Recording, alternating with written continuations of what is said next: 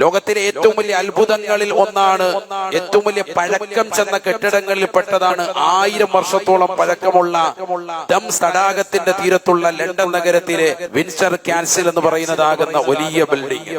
Acre കണക്കിന് ഭൂമിയിൽ നിൽക്കുന്ന വിശാലമായ പാലസാണ്, കൊട്ടാരമാണ്.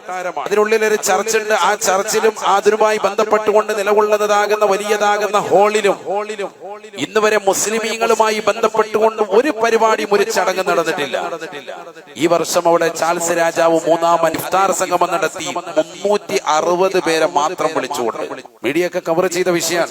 360 പേർ പ്രമുഖരായ ആളുകളെ മാത്രം വിളിച്ചിട്ട് മഗ്‌രിബിന്റെ സമയമായപ്പോ ബാങ്ക് വിളിച്ചു. ജമാഅത്തായിട്ടൂടെ നിസ്കാരം നടന്നു. നിസ്കാരത്തിന് ശേഷമുള്ള ഇഫ്താർ സംഗമത്തിൽ ചാൾസ് രാജാവ് അടക്കം അദ്ദേഹത്തിന്റെ ഭാര്യ രാജ്ഞി അടക്കം വന്ന് അതിൽ വന്ന് ഇഫ്താറിൽ വന്ന് പങ്കെടുത്തു.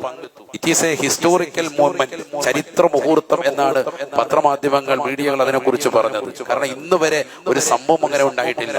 ഇസ്ലാം തകർന്നു എന്ന് പറയുന്ന ആളുകൾ മനസ്സിലാക്കി, ഇസ്ലാമിന് നാമവിശേഷമായി മുസ്ലിമിന്റെ പേര് ചേർത്തി പറയാൻ മടിക്കുന്ന ആളുകളുള്ള ഈ കാലഘട്ടത്തിൽ മുസ്ലിം ഒരിക്കലും തളർന്നില്ല. ഇസ്ലാമിന് ഒരിക്കലും തകർച്ചയില്ല.